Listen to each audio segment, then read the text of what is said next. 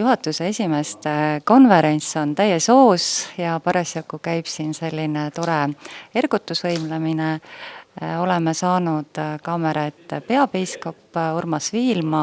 Kas on midagi nüüd siin selles juhatuse esimeeste konverentsi korras muutumas, et oma ettekandes sa natukene vihjasid, et tulevad muutused?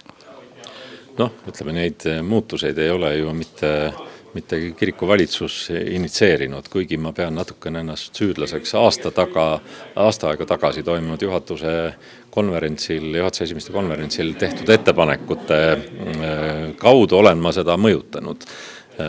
Kuna ma juba omal ajal, kui ma olin kiriku kantsler ja kui hakkasid toimuma juhatuse esimeeste konverentsid, siis ma olin selle alguse juures.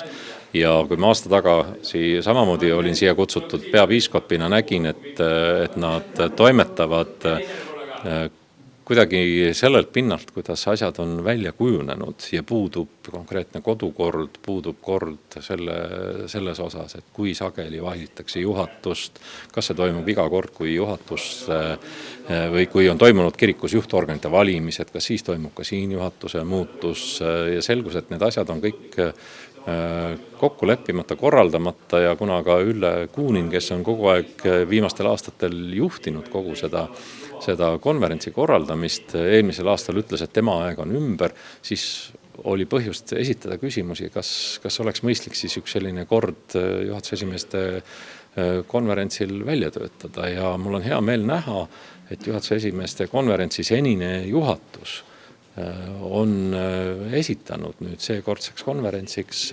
kodukorra, natukene kasutatakse ka meie noortekogu kogemust, tahetakse liikuda sellesse suunda, et juhatused ise delegeerivad oma esindaja või saadavad oma juhatuse esimehe siia ja kui tema ei saa tulla, siis nimetatakse keegi asendama.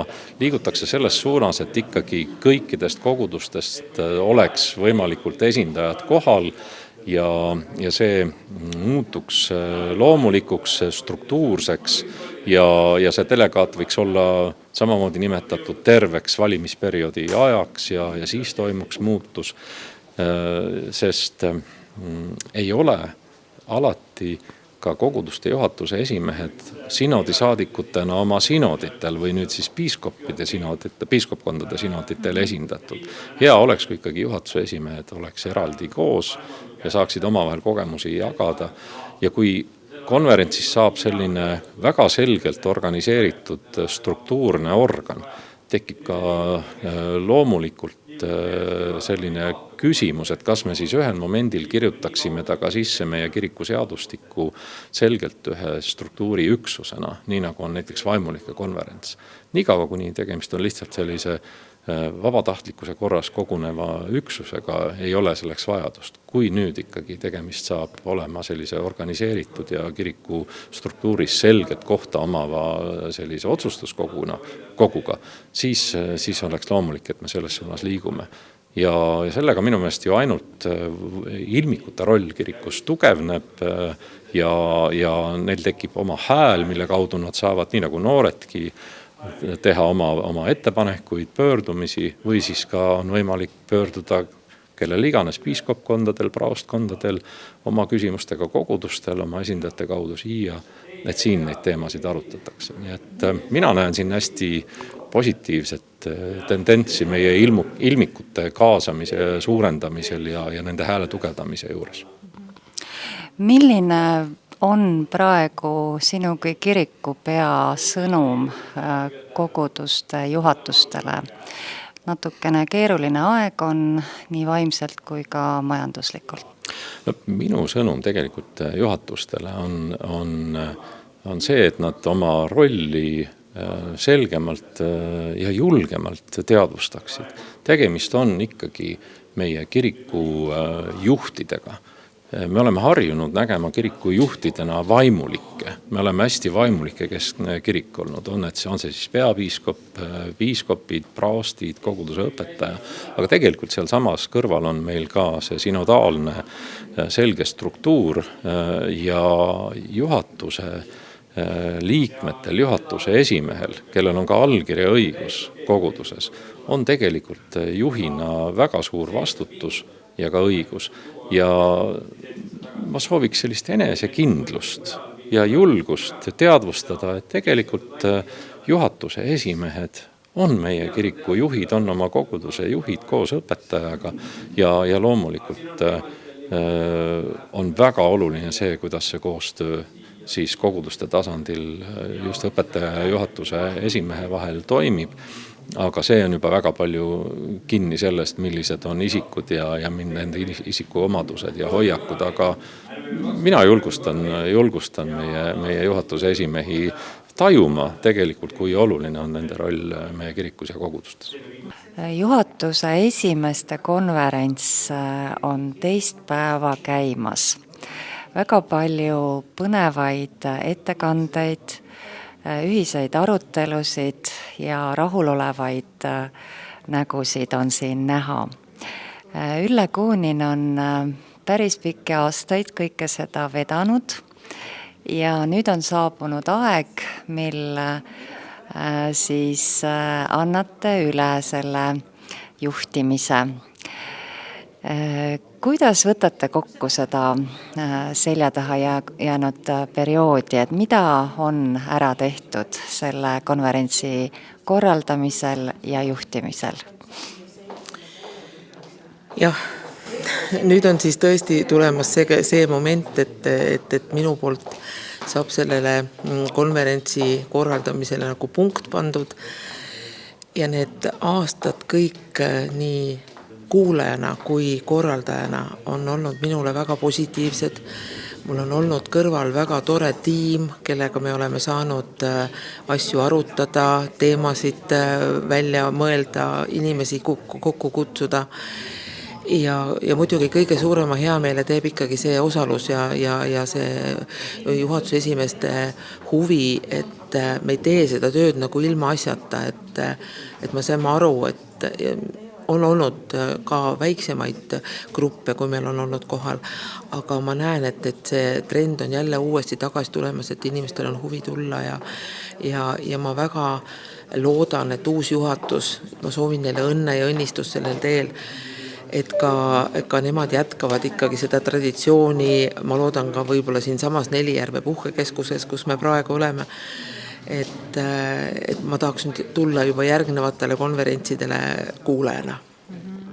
Et mida siis väike soov juba oli, aga mida siis või millele juhtida tähelepanu sellele uuele juhatusele mõeldes, et täna me saame siis teada, kes kuulub uude 4-liikmelisse juhatusse, aga veel ei ole aeg küps, aga mida siis juba ennetavalt neile soovida? Kindlasti ma soovin seda, et see uus juhatus oleks koostööaldis. Et nad koos mõtleksid nendele uutele teemadele ja miks mitte ka vanadele teemadele, sest meil ju iga 4 aasta järgi ju juhatuse esimehed vahetuvad. Ja kuna juhatuse esimehe töö on vabatahtlik, see tähendab seda, sinna ette otsa tuleb inimene, kes võib-olla ei olegi kokku puutunud kas muinsuskaitsel oleva kiriku või ütleme pääste sinna juurde kuuluvat igasuguste muredega. Et kõik teemad on jätkuvalt aktuaalsed, et neid tuleb lihtsalt jälle üles kaevata ja jälle aktiveerida ja värskendada. Igal aastal on juhatuse esimeste konverentsil omad teemad, omad põnevad ettekanded. Mida sel aastal võtate kaasa? Praegu on seda infot nii palju kuidagi laekunud, et aga väga sisutihedad ettekanded on olnud kõikidel teemadel alates Maksuametist kuni kalmistuteni ja ka jumalateenistuste korrast. Et see kõik on selline nagu selline vili, mis tahab seedimist ja ilmselt ka aitab oma koguduse töös asjadest paremini aru saada ja enda sellist vaatepunkti üles ehitada, et see on kindlasti palju abiks, jah. Kogudustes on toimunud juhtorganite valimised ja nõnda on ka siin juhatuse esimeeste konverentsil neid, kes on täiesti esimest korda ja teie oletegi Käru kogudusest, et palun jagage, millised on muljed ja mida võtate siit kaasa oma koguduse elu edendamiseks? Aitäh selle võimaluse eest. Mul on siiralt hea meel, et mul on olnud see võimalus osaleda siin sellel konverentsil. Et see konverents on väga kasulik kõikidele koguduste juhatuse esimeestele või juhatuse liikmetele, kes neid esindavad, et kohtuda inimestega, kes on samas olukorras, kellel on samad rõõmud, samad mured, jagada kogemusi, et see on äärmiselt tore, et on inimesed, kes on seal ette valmistanud, et on inimesed, kes on siin kohapeal olnud, et 2 väga asjalikku päeva. Aga nüüd ettekanded, et mida praktilist kaasa võtta? Et on mõni selline nõuanne või teada saamine, mida saaks kohe rakendada? Et siin on palju selliseid toredaid ettekandeid olnud, alates